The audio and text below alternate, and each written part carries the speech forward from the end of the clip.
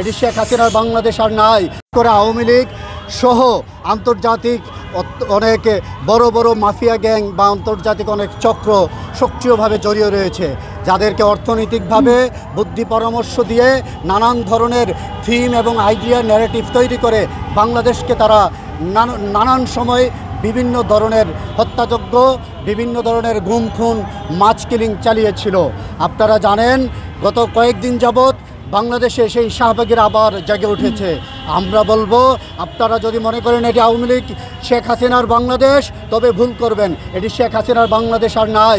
Bashundhara tablet এখন আরো উন্নত। এই হট এয়ার থ্রো টপশিট দ্রুত শোষণ করে সোনামণিকে দেয় কোমল অনুভূতি। আর আপনাদের বাম রাজত্ব এদেশে কায়েম করতে দেওয়া হবে না।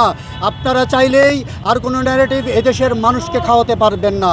আপনারা সাইদি সাহেবদের, আপনারা সাকা চৌধুরীদের যেভাবে ন্যারেটিভ তৈরি করে করে শাহবাগের মঞ্চ থেকে শেখ হাসিনার মাধ্যমে, তার ফ্যাসিস্টদের মাধ্যমে এই দেশে কালচারাল ফ্যাসিজম তৈরি করে তাদেরকে হত্যা করেছিলেন, ফাঁসির মঞ্চে ঝুলিয়েছিলেন, এদেশের মানুষ সেগুলি বুঝে গেছে। আপনারা আর চিল্লাচিল্লি করে কোনো লাভ নেই। আপনারা সতর্ক হন।